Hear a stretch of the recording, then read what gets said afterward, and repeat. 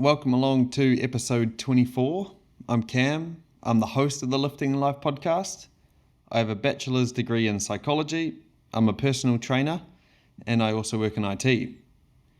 Today, I'm joined by Will Chicomb.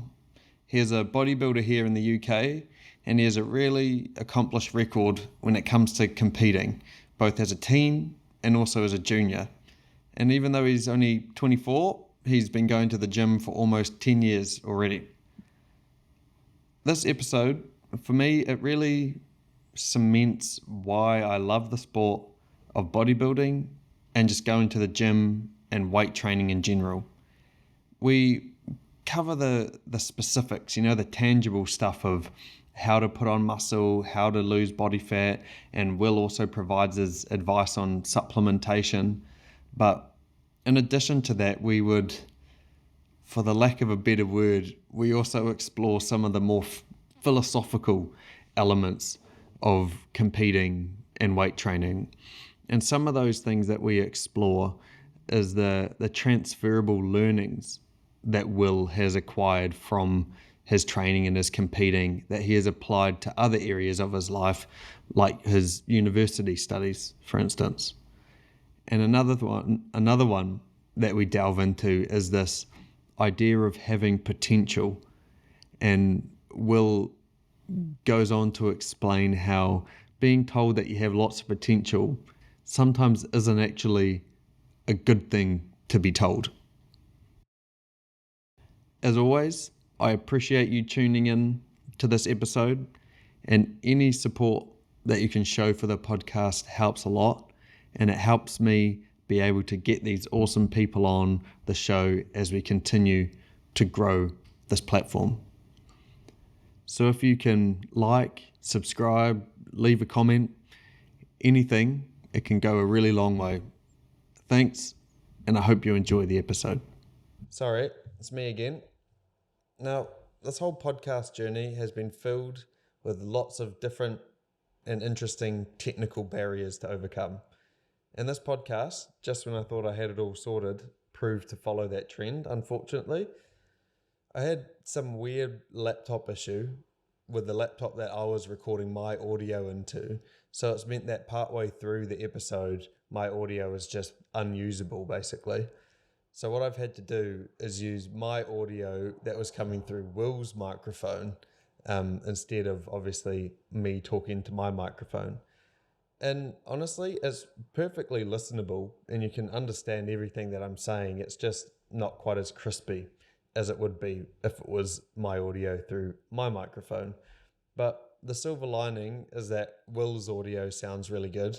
And to be fair, he does most of the talking too. So I just wanted to give you a heads up before you dive into the episode that partway through my audio could sound a little bit different. But anyway, I hope you enjoy.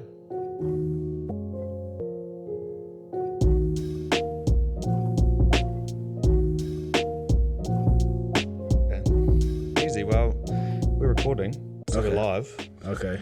And I appreciate you coming on today, Will. You made the effort even to come all the way to Manchester. I feel like we were talking about before we started, a conversation in person is always so much better than doing one online. 100%. I'm honoured that I've been invited here. So, I had to come down in person and get it in. No worries, bro. I've been following you for probably, I don't know, honestly, maybe even a couple of years. Like, I feel like I've been following your journey for a little while. I don't know, maybe you just came up on my feed or something one time. I probably saw you lifting some ridiculous weights.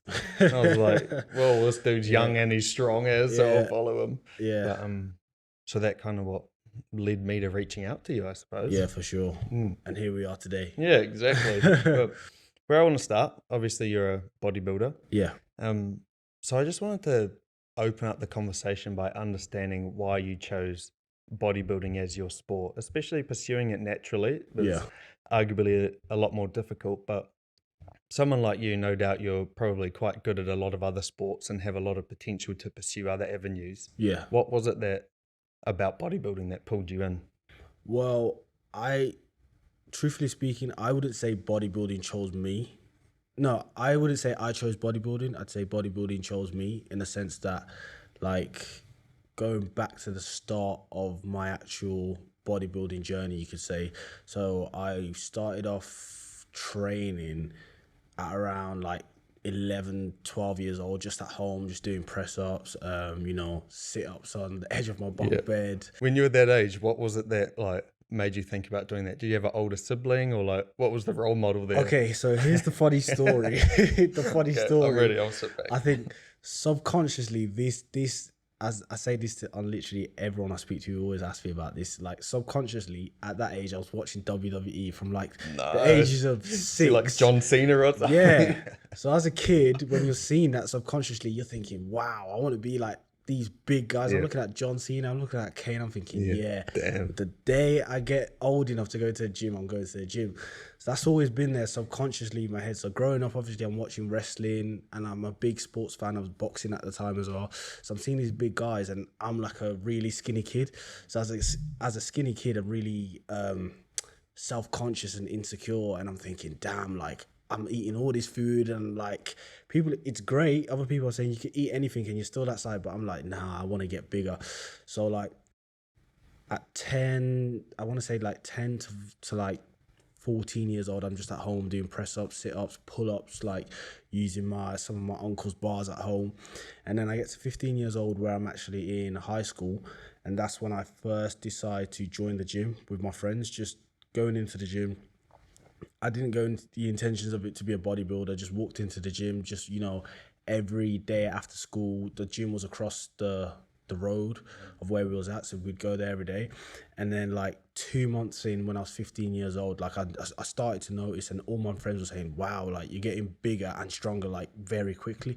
But at the time I didn't think anything of it, just because I wasn't taking it serious, and like would go there, would just mess about for an hour, and like that would be it. And then I'd say like 4 to 5 months in, bear in mind I'm like 15 years old, like we had this competitive nature with me and my friends at the time, who could bench 100 kg, which is 225 pounds. 2 plates either side. That's the goal when you start. So like you got to imagine I'm 15 years old and I'm 4 months into the gym, and I've already accomplished that. You hit 100. Yeah, at 15, which is crazy looking back now. Yeah. So that moment passed. I think that's the first stepping stone where I'm just like, okay, like, and it was the sort of gym where like bodybuilders were already in there. So I'm looking at these guys and they're talking to me, and they're like, oh, like, you have the genetics and the potential to take bodybuilding seriously if you look into it. So 4 to 6 months pass, and that's when I start looking at the videos of pumping iron, going on YouTube videos, looking at all these bodybuilders and whatever. And that's when I'd say I got involved into bodybuilding. So I feel like I never actively went out to search for bodybuilding. Like it just sort of gave it a go. Yeah, it sort of just naturally opened up to me, and I just slowly went in that avenue, I'd say. Yeah, I'm always intrigued, especially when people start at the gym at such a young age. Yeah. You just always know that there was something, that got them into it. And WWE, man, that's so good. Nah, it's... because I was such a big fan as a kid, as most kids are. Yeah. And like, obviously, like my insecurity was I was a real like skinny kid, like skin and bone. So like, I just knew that one day, like seeing that motivated me to be like, okay, one day when I get to the right age where I could join the gym, like I'm getting huge. And then obviously throughout that time, so you've been going to the gym for probably like 10 years or something, and because you're 24, right? Yeah, 24. So this year will be 9 years in total training. That's unreal. And at what point in your journey did you think that you actually wanted to step on stage? It sounded like quite early you wanted to take it seriously, but when was it that you actually wanted to take it to the next level again and step on stage? So when I'd say I wanted to step on stage, I'd say it was 3 years in. So from that point on, 6 months into the gym, just when I first learned about bodybuilding. So I was doing, reading all the magazine, watching all the pumping iron videos, and just trying to learn the foundations of it, watching the old school guy, basically being obsessed with bodybuilding 6 months into training to the gym. I'd say from 6 months to about a year, that's when I was because I'm the sort of person, I'm really analytical and logical. So before I do anything, I want to know everything. Yeah.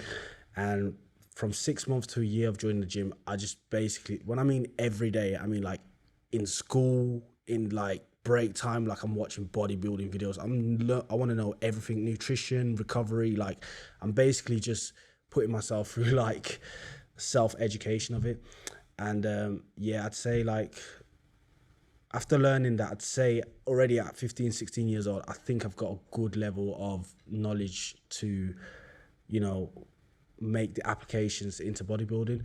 So like the first 2 years, I'm in my like building muscle phase, bulking phase, because I'm still a skinny teen then. So like I know in my head, all right, if I have got the plan to step on stage, like I need to build a good foundation. So like first 2 years, like I'm just compound exercises, just basic stuff, trying to get as strong as possible and big as possible. And then I'd say third year into the whole joining the gym thing, that's when I decided to compete. But even then, it wasn't me that wanted to compete. Like I was training with my friend at the time, who's a very good friend of mine right now. He was like, hey man, like you're looking really good, like I think you should compete. And I was just like, nah man, like I was just brushing it off. But he said it like, you know when someone says to you something once and then they say it to you again like in a couple of weeks, and then they say it to you in a month, and then eventually you're like, you know what, let me go into this. So it was entertain the idea. Yeah, so I thought, you know what, let me entertain the idea. I was 19 years old at the time, and obviously I started off as a natural bodybuilder. That is a conversation for later on. Yeah. So yeah, that wasn't even in my head then. So I was just looking at bodybuilding competition, and I typed it in on Google, and I saw the BMBF, which is a natural bodybuilding federation, and I seen that they had a teens category, and that same year they was gonna come and do one of their qualifying shows in Birmingham. So I thought, you know what, this is something I might give it a go, and that's where it basically started 3 years in. And going back to you saying how you have an analytical mind. So because I competed a couple of times a few years back, one thing that I always, like in terms of having the analytical approach, I couldn't quite get over when it came to competing is, I don't know if I want judges to tell me whether or not my physique is good. And that was one thing I was so hung up on. And then I was like, oh, I'll just give it a go. And it was heaps of fun. Yeah. So was that one thing that you were contemplating before you competed, or did that not really cross your mind? Yeah, definitely. I mean, I want to say I'm really competitive, like as it is. So I was just like, even before I started competing, I was like, listen, I want to win. Yeah. That's it. Like I want to win. So yeah, but even the thought of, you know, standing on stage and actually being competitive and being like judged, that was kind of like, oh damn, like that's something that's out of my control, and kind of gave me a little bit of anxiety. But I thought, you know what, I'm 19 years old at the time. If this is something I'm really passionate about and something that I want to take seriously, then it's better I start now at a young age, get that experience, and like I know eventually down the line, like this will be all part of the learning process. So I kind of looked at it in that perspective, if that makes sense, as opposed to thinking, oh, like who would they just tell me my physique is good or bad or whatever. Yeah, that makes sense. Yeah. And when you did your first show, how did it go? What was the experience like? I still remember it to this day very vividly, just because I don't think anyone forgets their first show. So leading up to it, prepping is weird because like when you do your first prep, you actually don't think about the stage until like the week before. It's a process, man. You're like, how long did you prep for? Like 16 weeks or something? I think the first time around, very inexperienced. I think 10 weeks. Yeah. 10 weeks. But my mind during that 10 weeks was just on the prep and just trying to get as lean as meal. Getting as lean as possible. And then it was like 1 week at the show, and I was like, damn, I actually have to go on stage in my pants and compete against other people. And then when that crossed through my head, I was just like, no, I can't do it. So the week before the show, I'm stressing out. And my boy, he told me to compete. He put the idea in my head. I was like, listen, I'm not doing it. The day before the show, I haven't told this story before. I haven't told this story before. So this is an exclusive, right? The day before the show, it's like 9 p.m. I'm lying down on the sofa, and I've called him. I said, bro, I'm not doing the show. He's like, what do you mean you're not doing the show? I said, I'm not doing the show. Like, I'm not going. And I was adamant. I was like, I'm not doing the show. I went to bed, and I promise you, I went to bed, I was not doing the show. So like I woke up and like he's phoning my phone. He's like, man, you need to go now. You need to go now. So if it wasn't for him, I wouldn't have done the show that day. But yeah, and even when I went, even like the whole lead up to it, nervous. I'm super nervous. And normally I'm not really a nervous person, but for some reason, like I was like, okay, I was kind of being over analytic and playing everything on my mind. I was like, oh, I've been training since I was 15 years old. Like this is the moment where like we'll actually see if everything I've done has paid off. And I remember first stepping onto the stage, and you see the lights and you hear the crowd. It's different when you're sitting down, because people just think, oh yeah, he just looks cool, and he's just another competitor. Yeah, he's just another competitor. But when you're actually going on there for the first time, and you're seeing the lights, you're hearing the crowd, and you're seeing the judges with their paper looking at you, you're like, oh, okay, this is really... Shitting your pants. Yeah. And I'm there, I'm just like, I think for like the first 10 seconds, I'm like just frozen, just looking at everyone. And then I'm like, okay, switch on now. And that was basically my first experience on stage. Wow, that's epic. That's such a good illustration of what it feels like too. And because when you go out there too, the lights are so bright. You can't actually really see anyone kind of apart from the judges who are low down, right? Yeah. So you go out there, the lights are really hot, the crowd's screaming. Well, hopefully they're screaming anyway. It's a good thing if they are. So it's really daunting. And how did you kind of approach that show in terms of your strategy coming into it, like that week leading into it, apart from being adamant that you weren't going to do it the night before? How did you approach it? And then how did you feel post-show too? Did you want to step on stage again? How did I approach it? I'll cover this from a few perspectives. So mentally, I just approached it as like, all right, this is your first show. Like I said, this is just going to be great experience, because I already knew that I wanted to head in the direction of bodybuilding. So this was sort of me just getting my feet wet and just sort of getting a feel for it, even though I was literally just bricking it the whole time. And approaching that show as well, I knew I wasn't in like peeled condition, because again, inexperience. I don't want to use the excuse, but inexperienced, 19 years old, first show. So I'm not really like super shredded for that qualifier show. Were you being coached at the time too? I wasn't being coached. So you did it yourself? Yeah. Oh, did that's everything. epic. Yeah. Far up. At 19 years old. So did that by myself. And I think if I can remember at the time, my mindset was like, all right, let's go in. I'll be shredded, but not shredded to the point of, being shredded at a British final or something. I was like, you know what?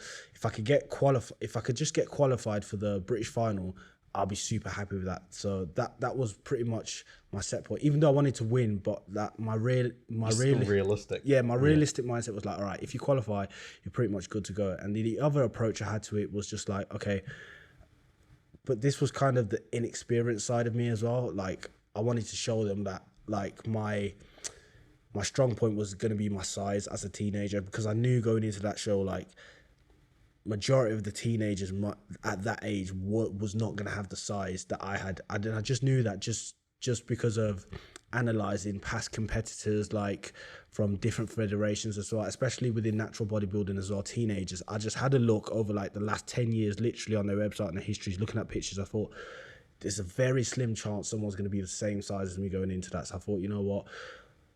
I'll just play the size game going into the qualifiers, and then later on, that's when I focus more on the conditioning for the British finals. And then once you did compete, did it meet your expectations, and did you finish feeling like, yeah, this is definitely what I want to do? I mean, it sounds like you did, but did you finish that show stepping off stage knowing that you wanted to compete again? Oh, 100%. Yeah. After that show, literally 5 minutes after that show, after my mate was like, yo, like you smashed it. And, when you're on stage and, it's different when you hear the crowd, but when you hear the people who've come to support you, that's like a feeling of like a different feeling, because you're proud of yourself, but you're then proud that they're proud of you. So when I had that feeling, I was like, wow, like I actually feel proud of myself, and like I'm happy that the people who are brang with me at the show, like when I was hearing them screaming and supporting me on the show, I was just like, yeah, this is it. Like, this is what I wanted to do. And yeah, also stepping off that stage, I just instantly knew like this is it. Like this is what I was gonna do. It just felt so natural to me as soon as it was over with. Now, changing tack a little bit. Yeah. If I was, sorry, a No. little bit of footsies on the table. If I was to come to you, say I'm a 20-year-old guy. Yeah. I've been going to the gym for maybe a year or two. Don't really know what I'm doing, but I've been going. And I want to put on muscle. Yeah. And I want to lose some body fat. Yeah. Where do I start? I would honestly say don't overcomplicate it and don't overanalyze it. I feel like, especially in this day and age now with, you know, Instagram, TikTok, with so much information, like I was having this conversation with my friend the other day, like if I was 20 years old, like just wanted to get into the gym, I wouldn't know where to start. Be overwhelmed, right? Yeah, because you're overwhelmed left, right, centers, YouTube videos, one influencer saying this, another one saying this. I feel like 10 years ago, YouTube was just coming onto the scene, but there was like maybe 2 or 3 people who were talking about bodybuilding. And most of the time you're just watching Ronnie Coleman screaming while he's doing deadlifts or something. Right. Whereas now the information is just infinite almost. Yeah, it's like you don't even know where to start. So I was having this conversation with him. I was actually put myself in that position. I was like, I would probably have paralysis over analysis before even going into the gym. Because like, I feel like when people first start now, they're like, oh, I need to get my Gymshark outfit now. I need to get my supplements first. I need to do this. And you haven't even gone to the gym yet. Do you know what I mean? But my advice, I'd just say, don't overanalyze it and just try and find the information that's as close to the foundations as much as possible. Because from my experience of training is the more simple it is, the more better it is. Like, that's my honest advice that I'd give people. Like, try not to overcomplicate your training, nutrition and recovery. It's easy for me to say because I know I do this and I'm in yes, but like even what I'm doing now in terms of my training, nutrition and recovery, like it's so simple that it's like, yeah, it's just simple, if that makes sense. More on that word foundation, what would you Yeah. consider to be foundational things, maybe just in regards to training? Yeah. If I wanted to build a really good foundation, Yeah. like you say, what would that look like? Okay, so when I talk about foundation, I'm talking like just getting really good at the basics. Just regardless of, let's just say in regards to training, like just get good at your foundation, like just learning how to exercise. Like we're exercising, but there's a load of different aspects that come with it, like exercise selections, like your form, like people obviously have different body mechanics, like your intensity, the way you're training, and yeah, that's what I mean in that aspect. But like really focus on just getting good at the basics. Like I'd say I've kind of got an old school approach, but like if I was first in that 20-year-old position, I just get good at the basics, such as like your basic bench press exercises, basic deadlifts, basic squats. And I don't mean just start from the beginning and just try and lift, you know, stupid amounts of weight. That's not what I'm saying. I'm saying like just go in there, try and learn the correct form, learn how your body's moving, like try and develop the movement where it's sort of like second nature and you're more focusing on technique than everything. Try and make sure your form is right and try and make sure you're applying, you know, a basic level of intensity and not just going through the motions. And then gradually you'll notice over time when you are making progress, you're literally just doing the same thing but at a way higher intensity. And it's really that simple. You articulated that so well, and I think one key thing there was maybe even focusing more on those compound movements, like you say, because there's this whole shift in the industry right now, which makes sense to a certain degree about like, you know, optimal training and like this specific one arm lat exercise on a cable machine with an inclined bench might be the best way to target your lats, but Yeah. that might be the best way when you've been weight training for 5 years. Yeah, solid. exactly. But when you start, maybe just a lat pull down machine or a bent over row or something is better for you, because then you can understand just how to do that simple movement and how to activate the muscles at that optimal kind of training. Exactly, because you got to think of it like it's different for me because I can try these new sorts of variation because I already have that foundation there. Like I've already done the basic exercise at a really low level and a really high level with like stupid intensity. But like, yeah, if you are in that position coming into the game and you know you want to start your journey somewhere, just literally go in the gym, just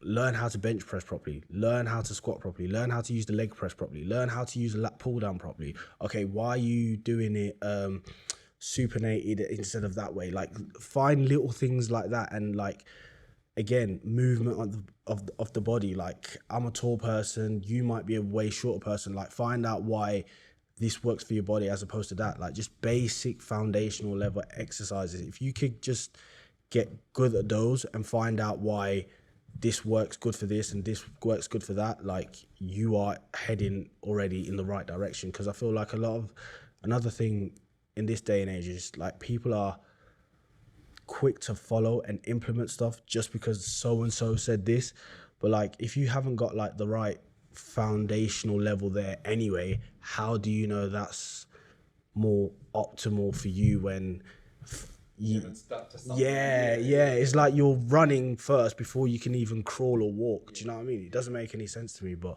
I'd just say that. I love that analogy. That applies to so many things. It's like now, because there's so many choices, we have this desire to search for the most perfect plan or the most perfect exercise. Yeah, I'm doing something now, but what if it's not the best thing I could be doing? I feel like the most sound advice there is stick to what you're doing for 10 weeks. And then see how it turns out and take learnings from that. If you do this split for 2 weeks and then this split for a week and then this split for another 2 weeks, right? How are you supposed to know what variables are doing what? Exactly. Because if you stick to something for 10 weeks, even if it doesn't work, that's good. At least you learned that this combination of whatever you're doing isn't what you're supposed to be doing. Right. I'll give you another example as well, because I started, obviously I started training at 15, but even when I started training at 15, and obviously I was doing just, you know, how every guy learns the bodybuilding stuff, watching Arnold and whatever, and Ronnie Coleman. Like, I saw all these guys just doing basic stuff like the deadlift, the bench press, and, you know, the squat. I did that as a 15-year-old kid for like 3 years consistently. It's basic thing, but like gradually as the time went on, like I noticed the technique got second nature. Like my body's way more used. Like I don't even have to think about it when I get into under the squat bar or something at 17 years old, and the intensity is just decreasing every week. And like that basic foundation level that's set, like already put me in a good position. Like 3 years into training, that afterwards, like I can play around and experiment with like different types of exercise. But even though I sometimes play around with different exercises, after that point I still gravitate back to the most simplistic basic way of training. It's so funny, but it's so true. Exactly the same. I'm at a point now where I'm like, I just want to incorporate some deadlifts again. You kind of like go away from them. It might be like hyper extensions or like a bent over dumbbell row, and then like I'm the exact same where eventually you're like, man, I just feel like doing a barbell deadlift on the floor again. And for context too, like what did you put on your gram the other day? You squatted like 180 for it's like 18 reps or something. I was trying to get 20 reps. I got 90. So controlled as well, you know, bouncing through it or anything. So for people listening or watching, for context, you don't just put 60 kgs on the bar. Later, you're squatting a lot of weight for a lot of reps. And maybe going back to the foundation thing, we kind of talked about training, but arguably the bigger topic is nutrition in terms of the complexity and also maybe the emotional attachment to it. You know, like the training is one thing, but I feel like people get so emotive when it comes to food. You know, you shouldn't do this, you shouldn't do that, you shouldn't eat that amount of carbs, or you should eat carbs, you shouldn't eat carbs. What's your approach, and how would you build a foundation for that 20-year-old guy who wants to put on muscle?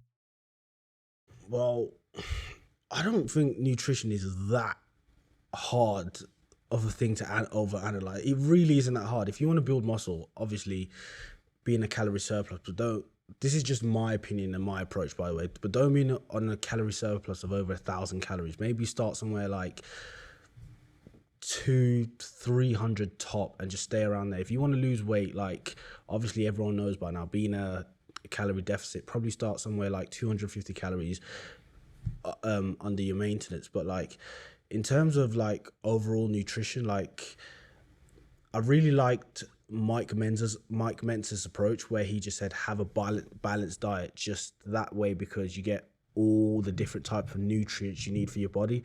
So that's pretty much the mindset and nutritional aspect I have to food. Obviously, the more nutritional you are in terms of like whole food and not eating processed food, the more quality nutrients and all that good stuff you're going to get anyway. So I pretty much have that approach, and obviously countering in the your caloric needs, whether you want to build muscle or lose body fat. I think it's pretty much that simple. Like obviously adjust your calories and pretty much just stick to a balanced diet and have all different types of food. Obviously try and lean more towards the more whole food side of things, as opposed to a lot of the processed foods you see now. Yeah, nowadays. I think it's pretty much that simple. Like I love how it's really complicated, and that's exactly how I would articulate it as well. And yeah, even if you didn't want to get caught up in your calories at the start, yeah, even if you just stuck to the same rough plan each day, and measured how your body responds, right, then at least you're gonna get a rough idea of your calorie surplus or maintenance. But like you say, if you can be more accurate with what you're eating, and knowing if you're in a surplus or a deficit, then you're obviously going to reach your goals quicker. For sure. And obviously we got things like, you know, these technologies like phones nowadays. Like you can literally download a calorie counting app on your phone and scan your food there, and it has everything there for you. And you don't have to eat one type of protein. There's different types of proteins. There's different types of carbs. There's different types of fats. You might like, I don't know, eating steak for a protein source. I don't particularly like steak. I'll just stick to chicken. It's that simple. Do you know what I mean? Yeah. If you want to eat, I don't know, some people like eating 6 meals a day. I don't particularly like eating 6 meals a day. I like to aim towards like 4 meals a day. And I just fit that around the number of calories I want to eat. And it's pretty much, it's that literally that simple. And then the last piece of the puzzle, which you actually mentioned correctly, where people reach for the supplements first instead of getting into the gym and stuff. I like the way I describe it is like a pyramid where supplements are made to supplement your diet. So they're right at the top. From my experience as a personal trainer, it's like the industry almost splits it. Where like, I'm starting in the gym, what protein powder do I get? I don't know, you eat takeaways 8 times a week. Like protein powder shouldn't be high on your agenda right now. So, but even so, maybe we, as a 20-year-old, have established a good training routine, a good, eating nutrition routine. What are some of the key supplements you would say would benefit this person? Well, some of the key supplements I would say, in my opinion, obviously just your standard whey protein, or what's it called? Isolate? Yeah, or whey sort of isolate to supplement, to use as a supplement in your diet, just because sometimes, especially if you're consuming a high amount of protein, sometimes you might not want to eat all that. Like sometimes when I don't want to eat a high amount of protein throughout the day, I just substitute it for, just a standard whey protein. I'd say that should definitely be on top of your list, just because obviously everyone knows how important protein is, especially when it comes to building muscle, whether you are in a calorie surplus for building muscle or in a calorie deficit, which you could use to hang on to that muscle. Preserve that muscle. And then the second supplements that I'd rank high on that list is creatine. I'd say, creatine obviously is the most researched supplement. So in terms of muscle building, again, whether you are in a contest prep or losing fat or building muscle, like comes in very handy, especially when it comes to your training as well in the gym. I'd say that. And then in my opinion, I'd say that's pretty much all you need. But obviously the more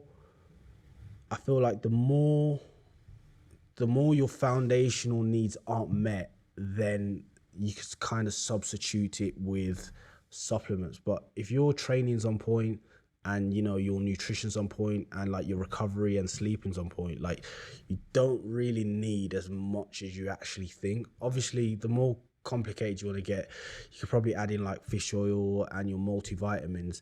That's pretty much about it, I'd say. That's exactly what I was Yeah. And I was going to say to that point, in terms of if your foundational needs aren't met, like you say, your supplements just become more redundant. Yeah. Because they're not going to work as well. Yeah. If your foundational needs aren't met. For sure. You're still, say, if you're having a protein shake, but you're still in a 40-gram protein deficit For sure. each day. What does it matter if you're really having your protein shake? You know, it's not really that exactly. In terms of like when you look at it from a percentage sort of view, I'd say your supplements are like probably like 5 to 8% of the whole thing. Realistically, if we're being honest, it's like 10% max. Yeah, 10% max. Optimizing every variable that you can. Yeah, so I think it's really like, it's just pretty much the cherry on the top of the cake in terms of that whole pyramid, if you look at it, sort of thing. Yeah, exactly. Now, pulling it back and zooming into your competing journey a bit more. Yeah. You did that first show. You came away feeling like you really wanted to compete again. How did your strategy change, if it did change, from that pre-contest, or like, you know, your prep coming into that show, to then once you'd done that show, how did your approach and your strategy change after that? I'd say, honestly, for that whole season, when I was competing in the teens category as a teenager, I'd say, looking back now, especially knowing what I know now, definitely inexperienced. But if I could put myself back in that mindset, I'd say after the qualifier show, logically, I just thought, you know what, okay, I've clearly got the size. I need to get in more condition. What was the result of the show? We didn't mention that. Oh yeah, I came. Yeah. I came first in the teen. So you made it to overalls? I came first in the teens, but I didn't win the overalls. Clearly, I was being very excited. Yeah, realistically, I knew I wouldn't have won the overall just because, like, even getting to the overall was a big achievement. Yeah, but I just knew I was nowhere near conditioned enough to win the overall. So, but like again, it was more stage time under my belt and being under the bright light. So, experience in that aspect. But after that show, I think I went on to do like another qualifier show, but with another federation, teens category, and I came first in that one as well. And then with the two federation, which was the BMBF at the time and the UK DFBA, they gave me the invite to both of their British finals, and I think that was roughly 6 to 8 weeks for both of them.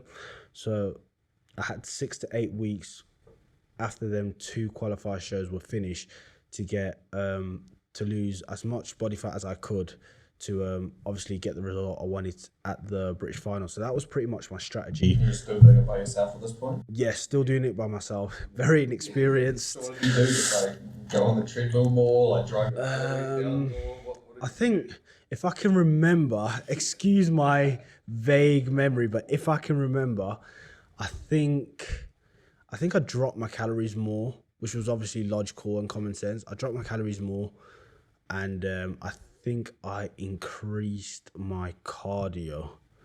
I think I increased both. Yeah. I dropped my calories and increased my cardio, but still, if I can remember, it was still very like inexperienced. I still got lean.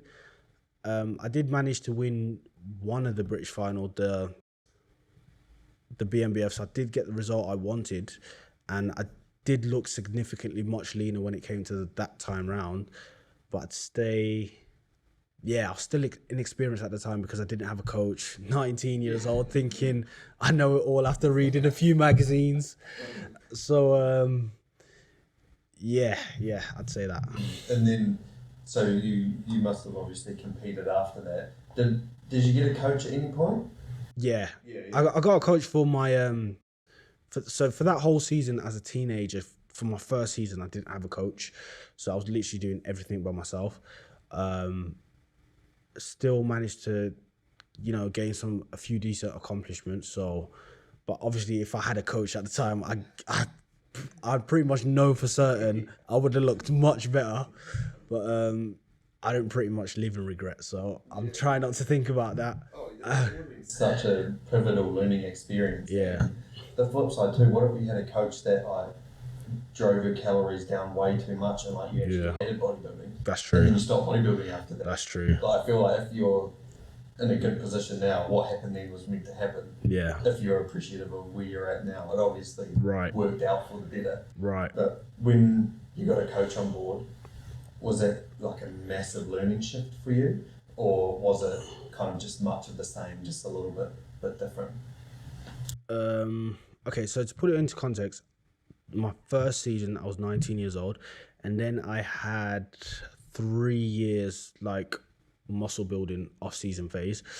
So yeah, by the end of that British final show, I was 19 years old, and then from 3 years after that show, I'm just building muscle, so I'm just getting bigger and stronger in the gym, and yeah, and then this now going into my second season as a natural bodybuilder, and last time I was in the teens category, this time I'm in the junior category, and now this is when I actually use my brain and get a coach. Shout out to Adrian, he's a wicked coach. And yeah, but even when I got a coach, my knowledge had improved so much, and I'd still been learning from that last previous season, that when I had a coach, I pretty much knew what was happening. So it wasn't too much of a shock, but it was, I'd say the coach second time round was more there for accountability and for having a sort of person there. Structure. Yeah, more structure. He's way more experienced and sort of a second pair of eyes there as well, if I'm honest. So did your second round of competing go a lot smoother in terms of your prepping and you got into a better condition? 100%. Like you mentioned just a second ago, the structure was there. My coach Adrian, he's already experienced, so he's been he's done natural bodybuilding at the highest level, even going all the way to the WMBF. So I knew that his experience would just come in so handy in terms of prepping the second time round. So yeah, the whole process was just way smoother. It was he'd give me the plan, I'd follow it, and I'd just check in with him in person once a week. And he adjusted my plan on a weekly, see my physique in person, and it was he was kind of doing everything for me. I was just doing it. Just following the Yeah. Sort of playing like a video game, but he's using the controller. That was literally it. Yeah, I didn't even think of anything in terms of my diet or training in my prep at all. And that's one of the things that I think is highly beneficial, having a coach when you're, doing contest press, bodybuilding, whatever it is you're doing, because as a competitor, you get so caught up in your head in terms of, are my calories low enough? Am I looking lean enough? What am I going to look in 5 weeks? Having someone else there who hasn't got your thoughts and ideas just blurging into your head it gives you way more clarity to the situation, as opposed to, because you're you anyway, there's going to be a million things running through your head. A lot of bias, and especially you would have noticed probably when you go into a prep, because you're driving especially your carbs down, you actually start to flatten out. You can almost look a little bit softer for a while there. Yeah.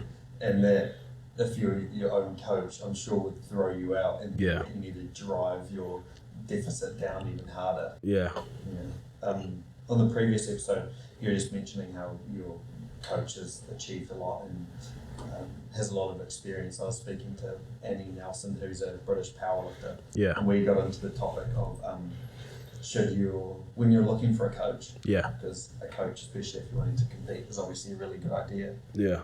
Do you think it's important that your coach has achieved big things in the thing that you're trying to do, or do you think it's more important that they're an experienced coach? Honestly, I think it depends. I think it depends on several different things, just because I know people who have bodybuilding before, or some people you could say are very quite accomplished in bodybuilding, but in terms of the coaching aspect, it doesn't correlate to that. And then I've seen some people who might have not achieved, you know, crazy achievements in bodybuilding, but I'm looking at their clients' results and I'm looking at their strategy and their like planning towards being a coach, and it's actually very, very good. So it really depends. It really depends in that aspect, but I'd say the most important thing is coaching knowledge, coaching strategy, and like results from previous clients. I'd say those are the most important things. Like nowadays, I don't really think it matters if you have an IFBB pro card or you've done this or that, but if your knowledge is very valuable and you know you have very good strategy and planning and you have the results to back it up in terms of getting previous clients their desired outcome, I think that's what separates you now as a good coach, as opposed to, you know, just being a good coach because you was a great bodybuilder in that I aspect. actually asked Annie this question as well, was in particular, obviously, towards powerlifting. Yeah. And I'd be interested to ask you as well, in terms of a bodybuilding coach, if I'm a person who's keen to compete and I've got the money and the time to do it and to get a coach, how do I engage with a coach, and how do I know that this coach is going to be good? Yeah. We're going to match up. I'd say obviously you have social media out there, but obviously there's a lot of coaches that put themselves out there, you know, on Instagram, maybe even like other platforms like YouTube.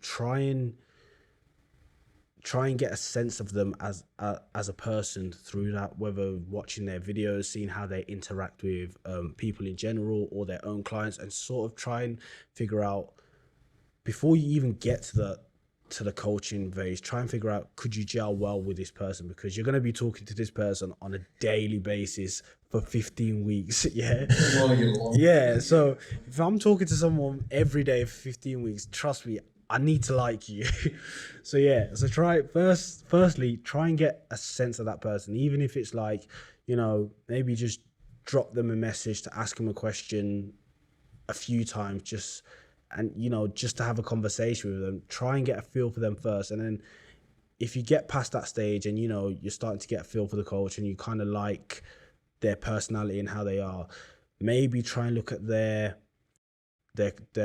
credentials in terms of previous clients, like where do you think their knowledge level is, and like what type of strategy do they have in terms of their coaching abilities. That's what I would that's what I would suggest. That builds a really clear picture on at least their ability as a coach. You might not unless they do a lot of like talking content, maybe you might not get to know them too much as a person, but at least their resume as a coach. Yeah. You know, how have their clients progressed since their last show and stuff like that. I'd be interested to pull it back to you and your journey a little bit more now, and maybe understand more than just sort of the lifting weights and eating chicken and rice. What kind of, I don't know how to describe it very well, what kind of outlet, or what has the gym and lifting weights provided you beyond just building your physique? You know, what has it sort of enabled you to do throughout this past 10 years that maybe you might not have been able to do if you were not going to the gym? Yeah. I'd say honestly, it's given me a great foundation and structure as a blueprint to approach in everything I do. Like, it sounds super cliche, but it's like it just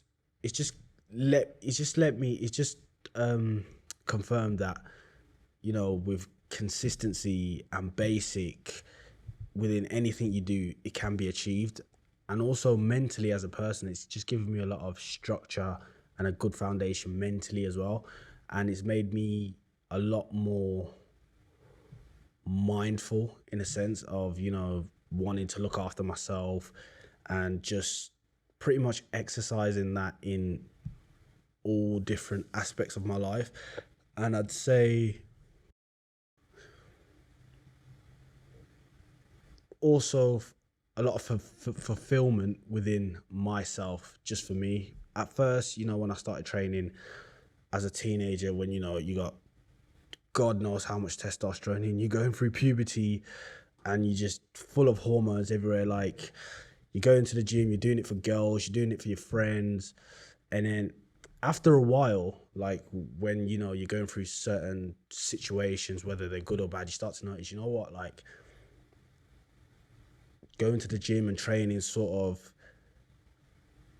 that whole process, you start to realize, you know what, this is actually for me. Like, I'm doing this for me. It's not for other people. It's not for girls. Like, this is to make to fulfill myself and make myself happy, and to basically prove myself right, as opposed to doing it for any other external factor. So I pretty much think that's what the gym has brought within me, to be honest.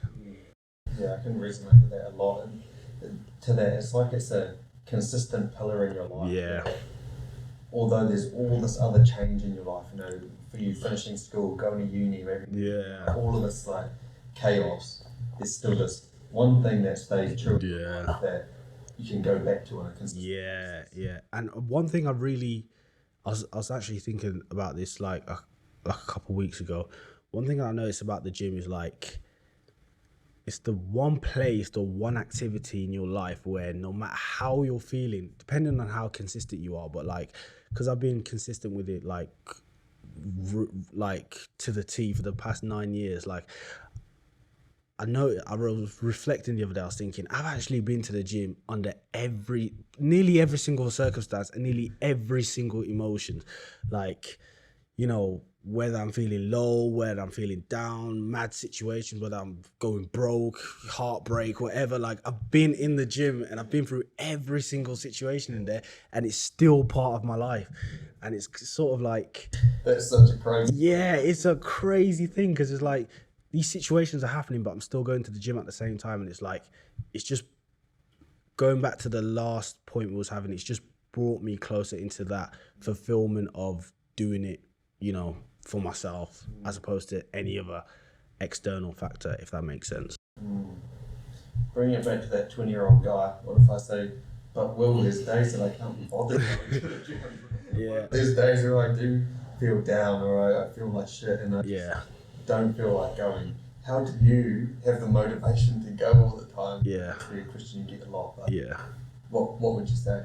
Well, I'm going to be honest with you, and a lot of people who have been going to the gym or have been consistent with it will probably tell you the same thing. Motivation does not exist. Like, you can throw that out the window. throw that out the window now, because I'm telling you right now, motivation does not exist. Like, yes, it will come. Yes, you might go, you know, to a bodybuilding show or to an expo, or, you know, you might watch a cool YouTube video. Your friend might get a PR. He might be looking all of a sudden jacked, and he might inspire you, but that is very fleeting. Yeah, it's very fleeting. Like you just said, once a month, like, that motivation might come. Like, I think it really comes back down to one, what is your goal? What are you doing it for? Like, if you're doing it for yourself and, you know, getting that fulfillment within yourself, like, yes, I know you won't be motivated, but that bigger picture and that bigger goal is what's going to drive you to go to the gym. I think it comes down to more to discipline as opposed to motivation. If you could just force yourself to just say to yourself in your head, no matter what emotion, no matter what scenario or situation, I'm gonna go to the gym. Like, I feel like that's sort of the mindset I adopted even as a 15-year-old kid. Like, I vividly remember coming back after school, like, in my uniform, crashing on the sofa for like 10 minutes, putting the TV on, and then that voice in the back of my head's like, you have to go gym. You have to go gym. And I'm just like, you know what? And I'm going up the stairs, I'm getting changed, and I swear, I'm walking to the gym and I'm just like, why am I doing this? But when you get there and you start going, it's like, you're like, yes, I'm so glad I came. So it's less about motivation and more about discipline and pretty much your own personal why, not your why of external validation or whatever, your own personal why. I'd say it's that. Yeah, and I feel like the second part to that is knowing what you need to get done each week. My plan is these 4 days in the gym. Yeah. So you can clearly define what success looks like for your week. Whereas if you're like, I need to go to the gym, but you don't have any set days, it'd be so much easier to not go. Yeah. I just remember pulling it back to what you were talking about before in terms of how the gym and sticking to it taught you a lot of things that you could apply outside of the gym. That reminded me, I don't know if you've listened to Alex Hummo's. He has a lot of business and fitness content, but anyway, he talked about in terms of, like, someone asked if he was a confident person, and his answer wasn't exactly yes, but he said, it is, I'm confident because of the things that I've achieved, and I've stacked up a whole bunch of undeniable wins, so the data says that yes, I can be confident that I will be successful. Yeah. It kind of reminds me of that, where you can see that I can stick to something. I can go to the gym 5 days a week. I can stick to a bodybuilding meal prep plan for 12 weeks and not one cheat meal. Yeah. And I can step on stage and I can win even. Yeah. The main thing is like you sticking to it and not falling off. Yeah. Do you think that's what it is that you're able to apply outside of the gym? Say, maybe to make it more specific, is that something that helped you going through university? Yeah, most definitely, because even though, like, I'm looking back at that 15-year-old kid that first started training, and I'm looking at myself now, and honestly, I think I'm the same person. Like, I literally don't think I'm anything. This has just happened, that time has gone past. Yeah. Like, even some days I'm just like, how am I adult? Like, it doesn't make any sense. But yeah, I'd say, yeah, because I generally don't think like I'm anything or anything special like that. But I feel like, as you just said, the consistent application over time sort of automatically rewards you a sense of, you know, being a confident person, all the rewards in general. But really, you might think of yourself as the same person as I still do, but really that constant compounding in terms of consistency and, you know, just getting it done no matter what kind of automatically puts you in that space, as you said. So pretty much it. Yeah, and that's why I'm personally a huge advocate and believer that sticking to a fitness journey, whatever that is, even if it's running or swimming or whatever, if you can see yourself have the ability to stick to something consistently over time, I just feel like logically, how can that not transfer over? 100%. Like, I want to start a side hustle. Oh, well, you know, I've been doing this gym thing for 10 years and I've been doing that at least an hour a day, 5 days a week. What if I did the same thing, but with the side hustle I do? It's like, it's undeniable that I have an ability to stick to something consistently. Yeah. So for me, I just don't understand how it can't not transfer over into another. It 100% transfers into something, because I just use myself as the example again. Like, as a teenager, I didn't know anything about hard work, very lazy, very demanding. I thought the world was, everything was, I thought the world owed me everything and everything was just going to fall into my lap, until I started training and I was like, okay, so this is what consistency is. This is what hard work is like. So if I put my mind to something, I can accomplish being, you know, a British teen champion at 19 years old. I was just like, wow, this literally opened up a new pathway into my head. So I was like, even little things like, you know, finishing university and, you know, little side projects or getting good at anything else, like I started to apply it to that. I was just like, wow, like maybe I am a hard worker or a passionate person when it comes to something that I do want to achieve. Like, that wasn't always there, because like I said, 15-year-old me was just demanding, thought everything was just going to come to me. But like, joining the gym sort of strips away the ego, and then gives you sort of like a foundation mentally, and that when you take yourself out of that gym aspect and go anywhere else, it's still kind of there, so you can apply it to that. And like, it's pretty much just second nature at this point, I'd say. Yeah, and I feel like one thing you're touching on there is the power of having a specific goal. Yeah. Like, you prep for a bodybuilding show, it's so like on the 17th, in 11 weeks, I have to step on stage in my undies. I don't want to be fat, basically. Yeah. I want to be as shredded as I can, Yeah. because otherwise it'll be so embarrassing. Yeah. And that kind of, what it reminds me of, I don't know if at school, if you guys had to, at the start of the term or the start of the year, had to write down specific goals. Mm-hmm. Did you have to do that? We had to do like SMART goals. Yeah. Specific, measurable, blah, blah, blah. And I've always thought that was so lame and so boring. Yeah. And then you compete in the show. Yeah. And you think, wow, this whole goal setting stuff actually kind of works. Yeah, it works. And setting a clear time frame. In 12 weeks, I have to go from 15% body fat to some 5% body fat. Mm-hmm. So I have to lose this much each week, blah, blah, blah, and you lay out the roadmap. Mm-hmm. And I think for me, that was one big learning, where having that specific goal, it sounds obvious, but it really does work. 100%. Yeah, I almost feel like if you don't have like, this doesn't just apply to bodybuilding or the gym, but this is just whatever it is you're passionate about or whatever it is you're doing. But I don't know, like, you let me know if you find this as well. But I feel like if you do something, like for me, it was bodybuilding, like competing for me, regardless if I won or lost, like take that out of the equation, but just doing that competition alone almost set like a baseline that I could never fall back to.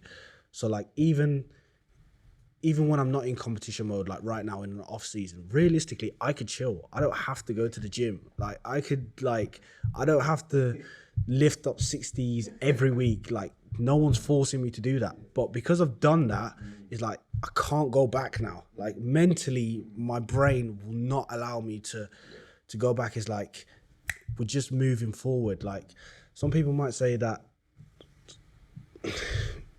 maybe, I don't know, some people might have some different opinions about it, but like just for me personally, mentally, when, regardless of whatever field you're in, if you set that target, you know, whether it's a tournament, a business presentation, or trying to get a deal done within your business or something, like once you do that, I feel like subconsciously you set like a baseline that you can never go below, if that makes sense. So yeah, definitely, and I think it's from that one event. But for me, say when I did my shows, I was at uni as well. I was personal training and also prepping for a show. Yeah. So that whole baseline idea, I think that the baseline that it set for me was how much I can actually do at once. You might consider yourself busy, but really for 6 hours a day you're watching Netflix and not just eating some snacks.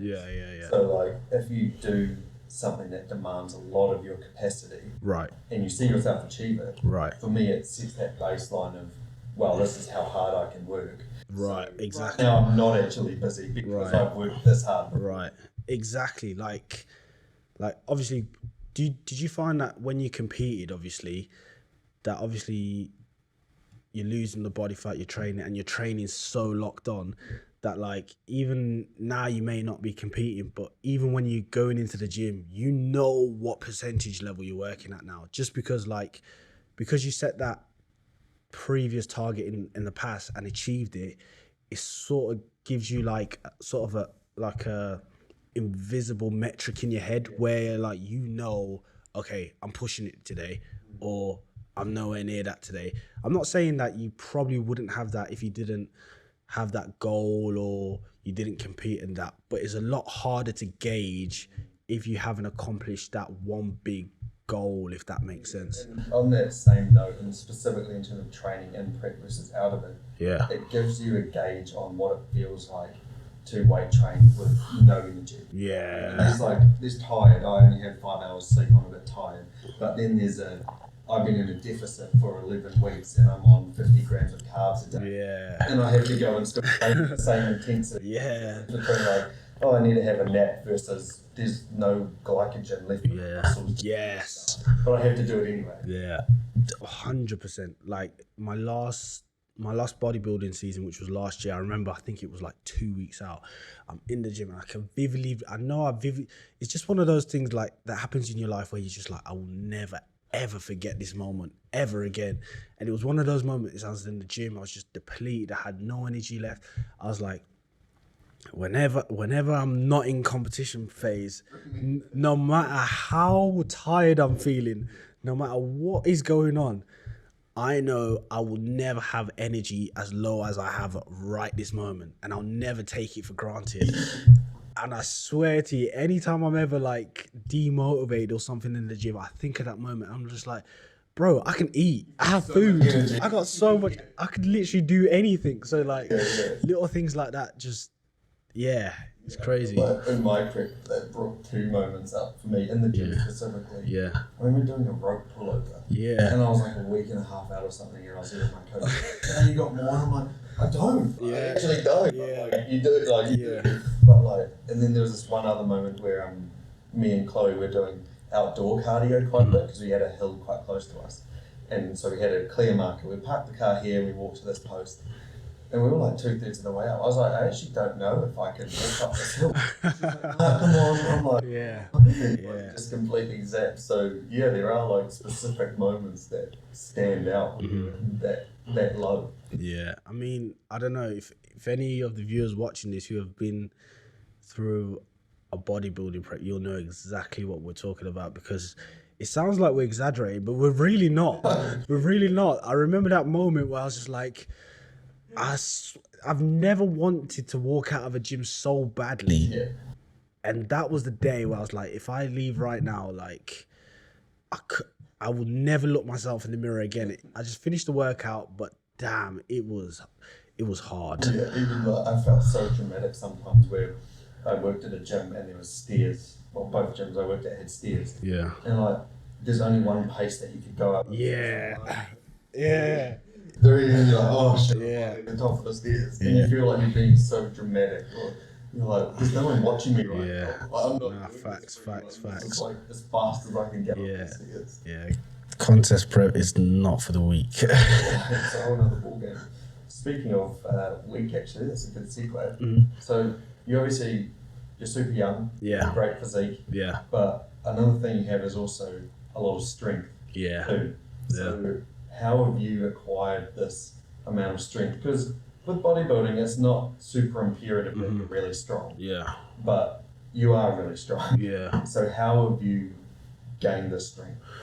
I think it comes back down to my initial entry into bodybuilding, in the terms of like when I first started.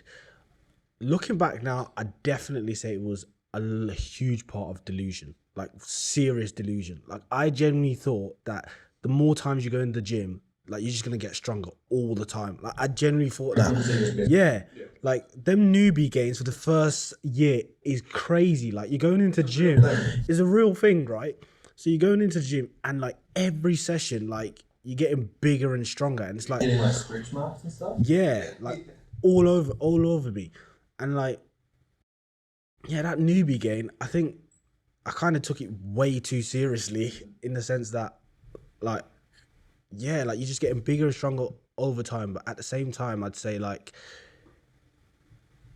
being the analytical person that I am and wanting to be absorbed in absolutely all the information before I delve into something, I'd say that pretty much played a huge part as well, because subconsciously I'm watching guys like Ronnie Coleman, the old school guy, and they're lifting like heavy shit. So I'm seeing that like, and remember like 20 kg dumbbells ain't shit. These guys are lifting 80 kg. Exactly. And like I have this goal in my head exactly of what I want to look like. I want to be that strong. I don't want to be like this dude in my gym. I want to be like that.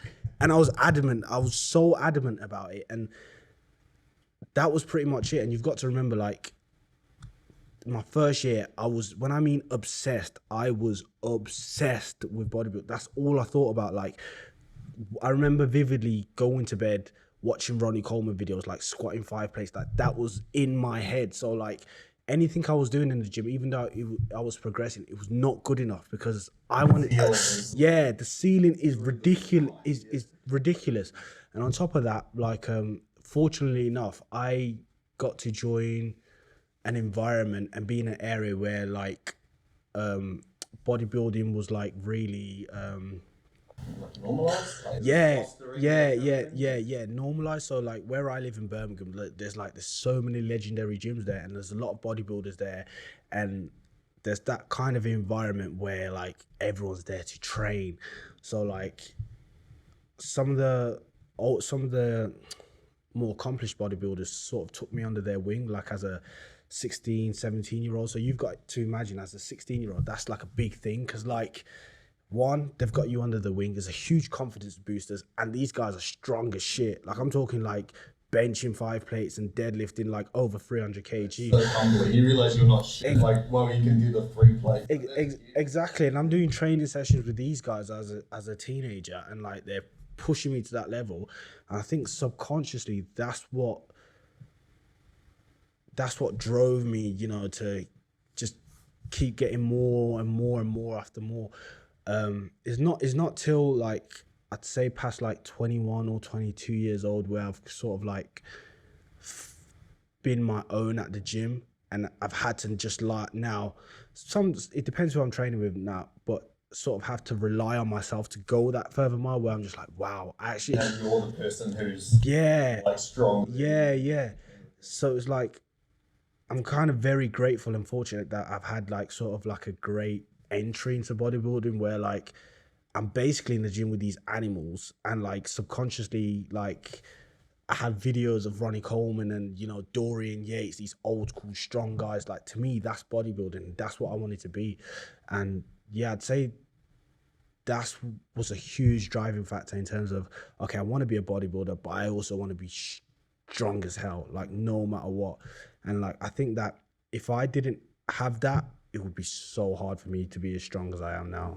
And what about specific sort of measurables? What did you do to get that strong? Like, do you write down your weights each time? Do you just remember them? Do you stick to the same exercises and try and progressively overload them? Yeah, I'd say for my whole training journey, I've definitely just stuck at the whole progressive overload training type of style with just a specific exercise. So I'll never just go on to a new exercise and try and lift like that will never happen. So yeah, sticking at one exercise and just trying to gradually progressive overload. At the start, I didn't, because currently right now I use a logbook, I log everything down, but at the start I never used to log anything down. But I still knew in my head that, okay, I want to get to this, I want to get to this. So it was gradual. It was like, if you're doing the same stuff, it's not hard to remember last time I benched 15 for 7. Yeah. See if I can get 8 this time. Yeah, so it was little things. It was like, okay, I want to be able to squat, I don't know, 2 plates for 10. Okay, now I want to be able to squat 120 for 10. Okay, now I want to be able to squat 140 for 10. Like just gradually, just slowly going up and just raising the bar. And it was just pretty much that. But I think the biggest factor in terms of me getting as strong as possible was 1, my environment, and 2, just having that ceiling just ridiculous. Honestly speaking, that has been the biggest motivator and driver for me, because if I didn't have that, there's no way I would have been as strong as I am today. Or it's powerful that you're conscious of that too, because I feel like it's almost a subconscious thing. 100%. In the gym and everyone there could only bench 100. Yeah. You're there benching 120. You're like, well, I'm strong as to these guys, even if it was only subconsciously. But then a big dude rocks up and he puts 180 on the bar. Yeah. You're like, oh, okay. Yeah. Oh shit, I've got a lot to do. Yeah, and I know that for a fact now, because I can honestly say now, like, from an outside perspective, I get it. People probably think, yeah, he's strong. So like, I like it and I don't like it, because now it's rubbed off to me subconsciously. Because now I've noticed, you know what, over the past year now, I can sort of ease off now. I don't like that. I don't like it at all. So it's like, so that it's like I'm kind of the guy in the gym now who's like one of the strongest, and like helping, you know, the young teenagers coming up, which I always like to do. That's, you know, I got the same treatment. Pass it on sort of thing. But it's sort of like, okay, everyone's saying I'm strong, but now you're putting me at that end of the spectrum. I really want to be down here. Yeah, but but this is the thing with strength and like getting stronger. You don't want to. This is just my head, but I don't want to think of myself as strong, because then it becomes harder to push. I want to think of myself as still, you know, the white belt in the gym, sort of like the beginner guy in the gym, because then I can, you know, search up and try and be that. But when everyone's constantly reminding you you're strong and stuff, I'm like, bro, it's cool, but I don't really want to. Yeah, it's not even the ego. it's the like the new baseline for you. Yeah, it's like the ceiling. Yeah, the ceiling and the baseline. Because like if someone's telling you all the time you're strong, when you're training, you're kind of like, bro, I know subconsciously you don't have to put enough effort because people are already telling you're that. But when really, I think when it really comes to strength, you have to be like, one, the ceiling has to be ridiculous, and two, you need to literally sustain that intensity and effort every workout. That effort, focus, and intensity needs to be on point. But like I said, it's great once you start progressing, everyone starts calling you strong and whatever, but that needs to be like embedded in you no matter what. But that's only if you want to continuously, reach new goals and keep striving. If you've already got to your goal and you're happy with your numbers, cool. But if you want to keep striving, that is literally like a centerpiece to wherever you're going to go in your journey. And a way of setting up your environment, say physically, Yeah. the guys you go to the gym or the people you're at in the gym might not be as strong as you. Yeah. But there's lots of people you can follow. Oh, 100, yeah. And you're one of those for me. Like Yeah. I was in our gym, the dumbbells only go up to 50. Yeah. I was doing an incline dumbbell press. Yeah. And I was doing 50s. And I was like, oh, cool, I'm benching or pressing the heaviest dumbbells. Yeah. And then like... You don't have to work as hard now. yeah. But then like you post up, you're pushing 60s on the shoulder press. Yeah. I'm like, okay, yeah, there's still lots of work to do. Yeah. So even if your environment in the gym isn't fostering that, kind of mindset, you can still follow all these people who can show you what is possible. Yeah. I think in terms of training, especially in the strength aspect, I think it's 80, not even 80, probably 90% more mental than it is physical. 100%. No one can tell me different because I've been through it. But yeah, in that aspect, I'd say it depends on your goal. Obviously, if you want like a decent level of strength, that's cool. You could get there. Like most guys probably dream of pressing the 50s, and like the fact that you can even do that now is impressive. Like the average man who doesn't go gym just can't do that. Like it's something that takes a lot of skill, and you actually have to train for that.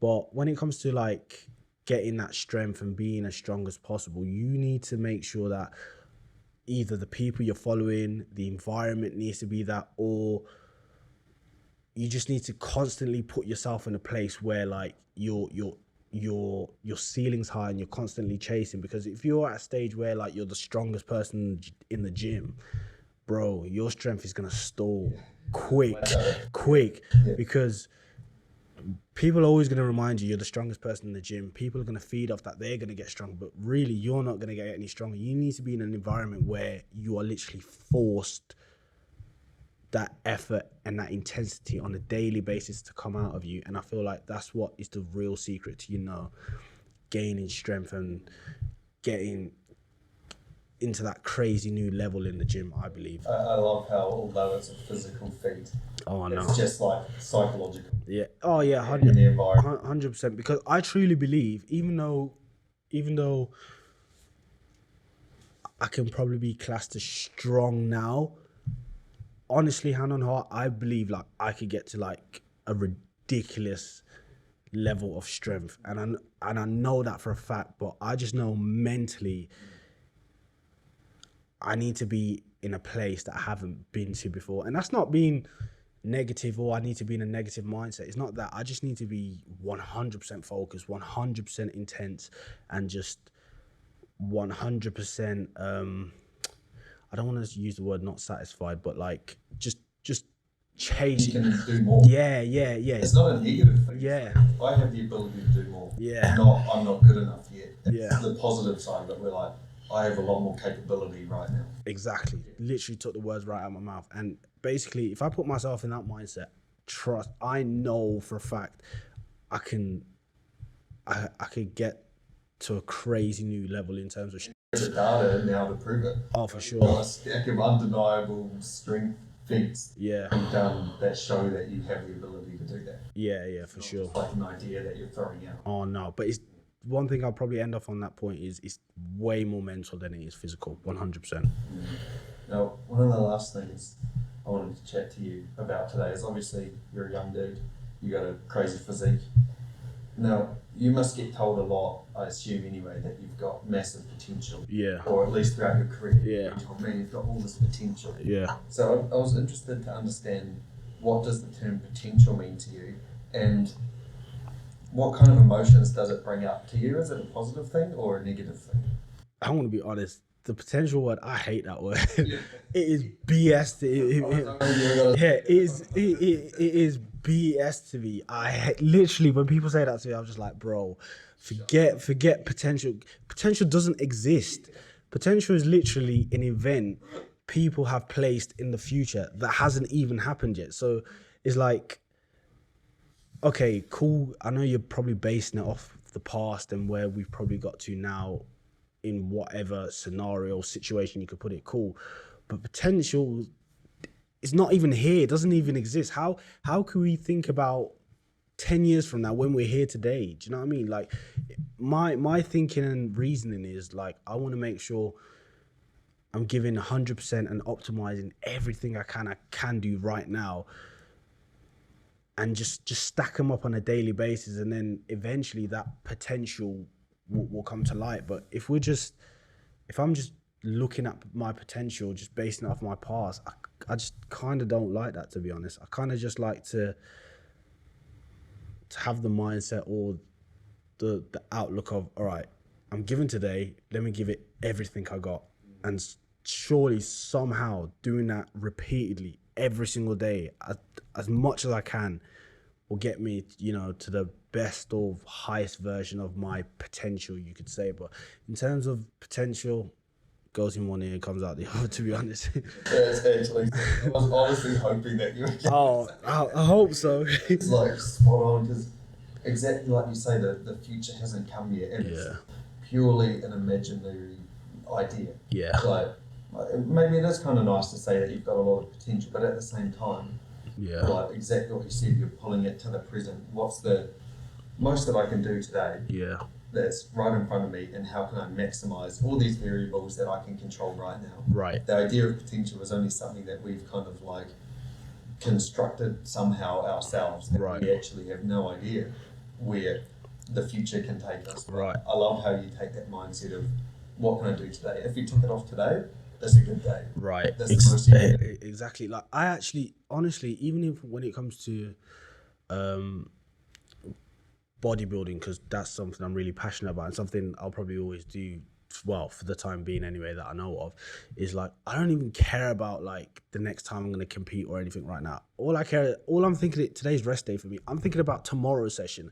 I'm thinking about going hard for that. I don't care about the next time I compete. If I could give tomorrow's session 100%, that will give me way more satisfaction than thinking about potential or anything. Another point that I've noticed about, the idea of potential, because I'm a huge sports fan, so I really like, boxing, MMA, and just overall sports in general. And I've always I've noticed a pattern, like anytime there's, a young guy coming up or someone doing really good and everyone's saying, yeah, he's got a lot of potential. Dude, every time I hear that, I'm like, bro, you're literally poisoning that dude. Like, subconsciously, you're probably giving him like, I don't know, crazy amount of dopamine that he's accomplished of it, when he literally hasn't even, he's probably like 20% there. And like, they put that in these young dudes' head, and then all of a sudden, like a year down the line, they're like, oh, what happened to him? You guys did that to him. Do you know what I mean? It's not, if you just left him alone and maybe from a far point of view and just watched him and just let him just cultivate that and develop that on, just keep compounding it, like, yeah, then that potential could be a reality. But like, I think a lot of the times, but it's a good thing though, it's a positive thing though, because we're admiring greatness. We're admiring greatness. So you can't really blame outside people, but I'd say that's where sort of like experience and knowing yourself as a person is such a huge attribute. Because if you are that young person, and a lot of people are saying, you have potential in whatever, if you can literally block that out and in your mind be like, I ain't done shit, every time you wake up, and you could give the day 100%, bro, you've probably like unlocked. Yeah, you've completed the game, because that's what it is. You basically took the words out of my mouth. I was going to say, you described it as poisoning them. Yeah. A big poison in the sense of like subconsciously. Yeah, and I've got all this potential, and you almost just like sit back. Yeah. Because you've got all this potential. I've been told that I'm gonna be great. Yeah. But like, just because you've got potential, that doesn't mean anything. It doesn't mean now. And then you're like, oh yeah, I'm gonna be great, so I can just chill. Yeah, it's sort of like, it always goes back to that cliche thing, like the hungry wolf at the bottom of the hill will run and kill way more people than the guys at the top of the hill. The guys at the bottom of the hill, you're giving him ideas as if he's at the top of the hill. Like, it doesn't matter what, you can look at any business, industry, sporting person. When people start to give you all these accomplishments and acknowledgement and all these potential ideas, oh, you're so great and whatever. To me, from what I've learned and what I've seen, I always think to myself, okay, now we can really see what this person's made from, because you've given him all this power now and all this idea. Now that this is what he will really be made of. This is why when I see sporting athletes who've been on the top for years, like Michael Jordan and, you know, Tiger Woods, I'm just like, wow, those are crazy people. Because if I won the NBA championship just once, bro, I don't think I'd ever play the same again. That is crazy. Like, all that accomplishment, all that money, that fame and whatever, and you can still go to that basketball game as if you have something to prove. That's what that in my opinion is one of the greatest weapons any person can have in their arsenal, regardless if it's in your workplace, in a sporting event, or whatever it is that you do. No matter what you accomplish, if you could just wake up every day and just think, okay, we're starting back from level 1, dude, you forget about potential. You're like the best version. Yeah, you're there. You're like the best version of yourself, in my opinion. No, you articulated that so well. I feel like it's probably almost time to wrap it up. Just before we finish though, if people want to follow along, follow your journey, where's the best place for them to find you? You can find me on Instagram at Will Chicomb. You can also find me on YouTube, Will Chicomb, and yeah, all my socials are pretty much just my name. And also shout out to my sponsors, Optimum Nutrition, Will Chicomb 20. If you want to use the discount code, get any supplements there. 20% off too. Yeah, 20% off. so yeah, make the most of it, and I think that's pretty much it. Easy. Yeah. Appreciate you coming on, bro. Thank you for having me on.